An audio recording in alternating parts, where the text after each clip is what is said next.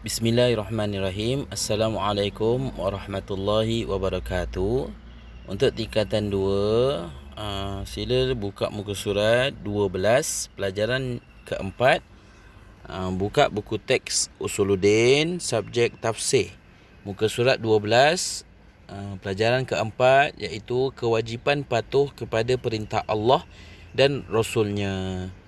Wajiblah ke atas kita sebagai orang yang beriman kepada Allah dan Rasulnya, hendaklah kita patuh kepada perintah Allah, suruhan Allah, dengan melaksanakan apa yang diperintah oleh Allah dan juga Rasulnya, iaitu Nabi Muhammad SAW. Okey, lihat ayat tilawah surah An-Nur ayat 51. A'udzu billahi minasyaitonir rajim. إنما كان قول المؤمنين إذا دعوا إلى الله ورسوله ليحكم بينهم أن يقولوا سمعنا وأطعنا وأولئك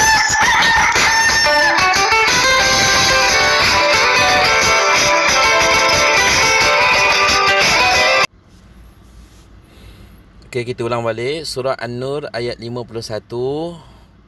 Innama kana qaulal mu'minina idza du'u ila Allah wa rasulihi liyahkuma bainahum an yaqulu sami'na wa ata'na wa ulaika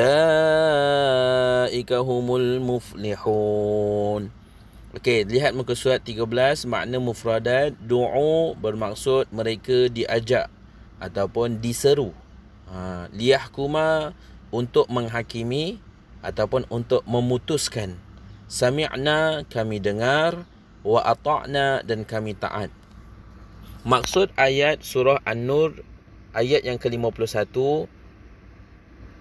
sesungguhnya perkataan yang diucapkan oleh orang-orang yang beriman ketika mereka diajak kepada kitab Allah dan sunnah Rasulnya supaya menjadi hakim memutuskan sesuatu di antara mereka, hanyalah mereka berkata, kami dengar dan kami taat. Dan mereka itulah orang-orang yang beroleh kejayaan. Maksud ayat tersebut, hendaklah kita mendengar dan juga taat kepada perintah Allah. Apa yang dimaksudkan kat situ, kita lihat pada huraian.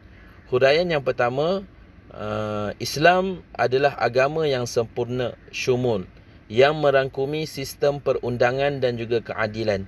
Dalam Islam, bukan sahaja kita ni diajar dalam beribadah, mengaji, solat dan sebagainya, tetapi Islam ni mempunyai semua aspek yang sempurna dari segi sistem perundangan, dari segi sistem undang-undang, dan juga dari sistem keadilan. Bila kita amalkan cara hidup Islam, dari segi undang-undang pun dengan undang-undang Islam, keadilan kita ni bertambah baik. Setiap perkara ni ada balasan-balasan yang lebih adil, kalau kita mengikut ajaran yang disuruh oleh Allah. Yang kedua, hukum Islam wajib dilaksanakan dalam pemerintahan. Dalam sesebuah negara, lebih-lebih lagi negara Islam, wajiblah pemerintahan itu dilaksanakan dengan berlandaskan Al-Quran dan juga As-Sunnah, berlandaskan dengan cara hidup Islam, supaya hidup kita ni lebih dijamin, malah terjamin hingga ke akhirat. Sebab kenapa? Sebab kita lakukan apa yang Allah suruh. Allah suruh kita hidup dalam cara hidup Islam. Dalam pemerintahan, wajib ke atas pemerintahan tersebut melaksanakan undang-undang Islam. Sekarang ni kita lihat negara kita ni, alhamdulillah, pemerintahan kita ni dijaga ataupun diperintah oleh orang Islam. Cuma negara kita ni masih lagi dalam proses untuk melaksanakan undang-undang Islam. Kita hanya mampu berdoa satu hari nanti negara Malaysia ni akan melaksanakan undang-undang Islam seperti mana negara-negara Islam yang lain yang sudah melaksanakan undang-undang Islam, terutamanya negara Brunei. Boleh selidik kan. Negara Brunei adalah negara yang melakukan dengan undang-undang Islam. Kemudian yang ketiga, huraian ayat tersebut wajib merujuk Al-Quran dan hadis dalam menyelesaikan perselisihan. Dalam setiap masalah, hendaklah kita rujuk kepada Al-Quran, apa yang Allah katakan, dan juga hadis, apa yang Nabi Muhammad telah lakukan. Masalah-masalah yang kita hadapi ni sebenarnya daripada zaman Nabi Muhammad, zaman dahulu lagi, masalah yang sama dah pernah berlaku. Contoh ni masalah wabak. Zaman Nabi Muhammad pun dah ada dah. Zaman-zaman wabak ta'un. Kan? Cuma nama dia lain. Masalah undang-undang bunuh, kan, mencuri, mencuri, merompak samalah kan. Banyak masalah-masalah jenayah pernah berlaku dah dulu pada zaman Nabi Muhammad. Dan Nabi Muhammad selesaikan dengan apa? Dengan cara Islam, dengan cara suruhan Allah. Okey. Terus pada muka surat 14, pengajaran ayat, apa yang kita dapat dalam ayat surah An-Nur ini adalah, pertama, semua ketentuan dan hukum di dalam Al-Quran dan hadis hendaklah diterima. Kita sebagai orang Islam hendaklah terima apa yang disuruh dalam Al-Quran dan juga apa yang disuruh oleh Nabi Muhammad dalam hadis. Kedua, iman mendorong Muslim supaya mendengar dan taat kepada ketentuan Allah dan Rasulnya. Kita ni, sekiranya kita beriman, kita percaya pada Allah, kita akan terdorong daripada melakukan perkara-perkara kebaikan.